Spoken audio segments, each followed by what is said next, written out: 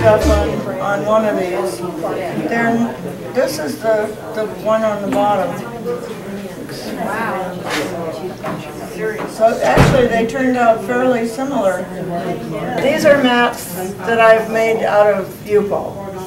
So I can use them repeatedly for stencils for removing paint. So just as an idea what I'm going to do here, say I lay that on there, and then take my paper towel here. It doesn't have to be super wet. And I'm just going to wipe some out here. We need house paint. Now some, you know, a lot of the papers, the TP as well as the paper towels these days have textures and patterns on them. So you can actually use them for texturing as well. So I just want to cut into the side there and change the shape. Maybe I'll stay in this corner and do a little bit further.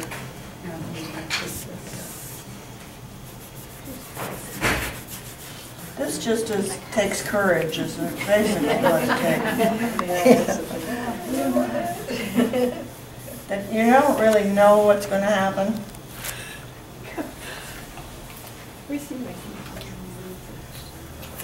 Then if you want, you can... Oh, okay. On some of these, yeah. You see I've taken the corners off, and then I've painted with, that's not it, black gouache. And there's this one. This is actually acrylic. It's made by Holbein, and it's a jet black. It's nicer than some of the other blacks for doing this type of thing. I think it has a little bit more of a matte feeling to it. And then you could even use a gray. And I just happen to have a little tube of gray here.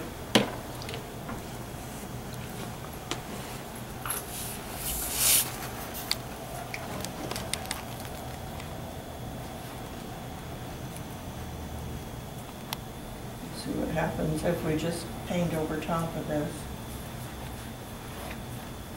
So I decide I don't want a black corner, I want a gray corner.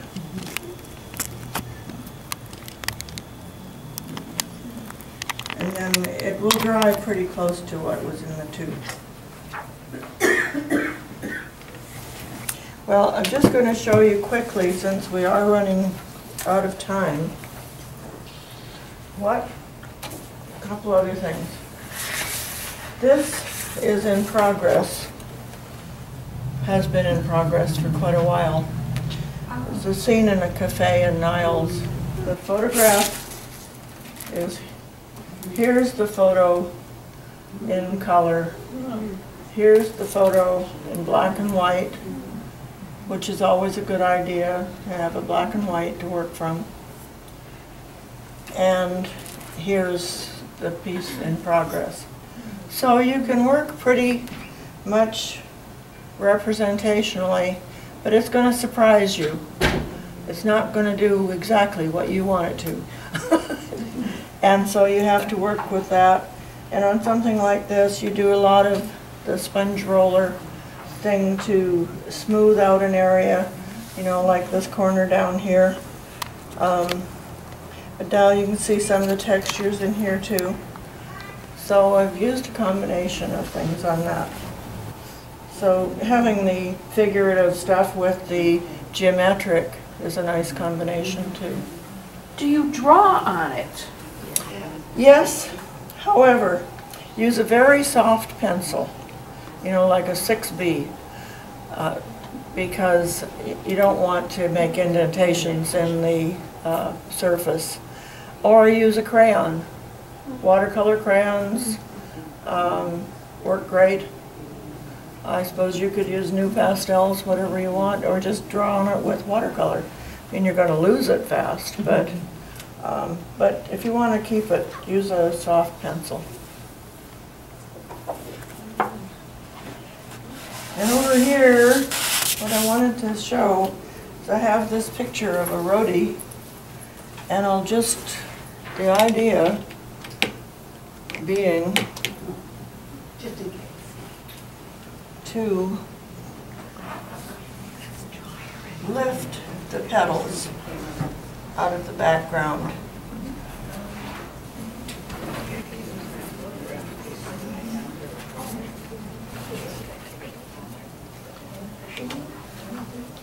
I can do another one, say, right beside it here.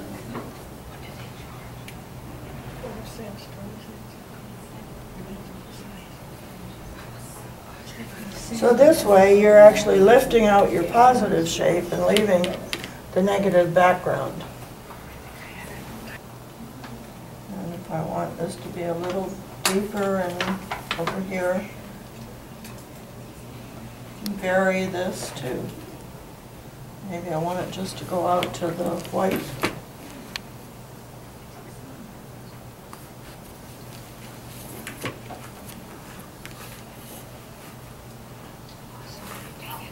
See, I really like it when the paint just does something that I didn't intend it to do.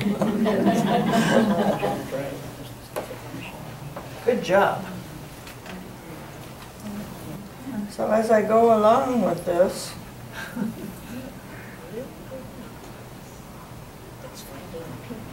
hopefully it'll be a flower.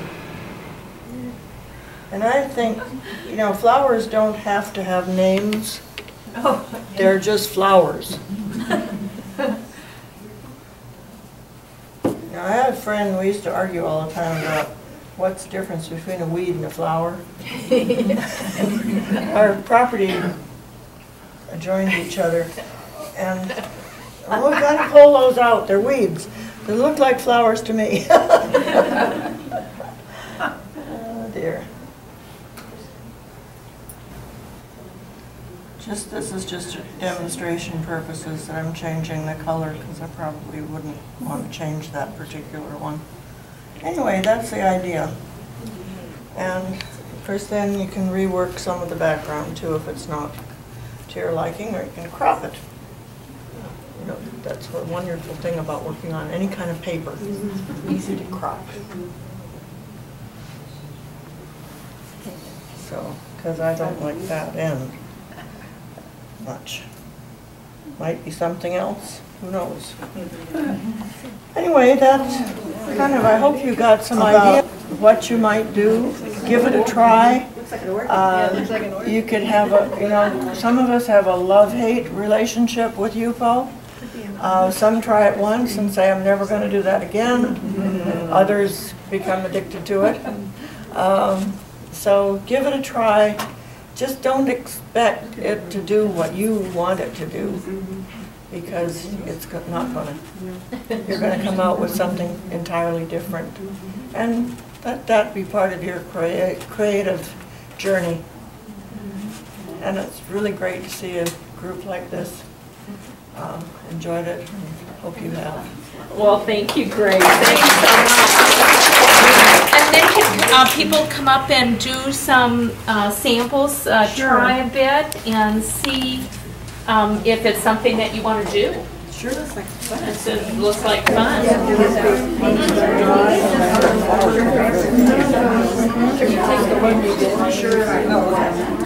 Oh, yeah. Nice and dry. Yeah.